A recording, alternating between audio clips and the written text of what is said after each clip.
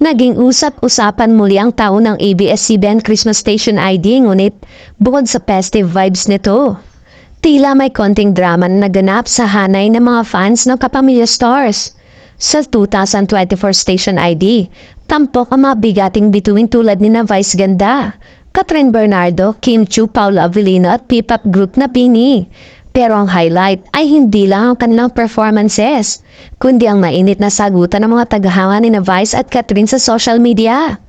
Habang maraming viewers ang natuwa sa pagiging star-studded ng CSID ngayong taon, hindi na iwasang mapansin ng mga fans ang tila kakaibang exposure treatment sa ilang mga Kapamilya Stars.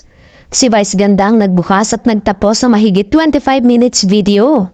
Samantalang si Catherine Bernardo na kinikilala bilang box office queen dahil sa success ng kanyang recent movie na Hello Love Again ay nakitang may limitadong screen time. Kaya naman, agad nag-trending ang mga komento ng fans ni Catherine sa social media. Narito ang ilan sa kanilang mga reklamo. Kahit sa Christmas ID, seniority-wise pa rin.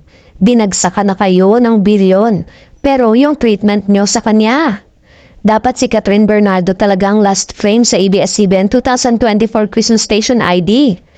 Samantalang, hindi naman nagpahuli ang mga tagahanga ni Vice na ipinagtanggol ang kanilang idolo. Malaki din ang ambag ni Vice at Showtime family.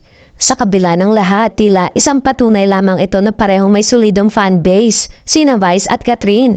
Sa Kapamilya World, hindi maikakaila na ang bawat star ay may kanya-kanyang shine na nagdadala ng saya sa milyong-milyong fans.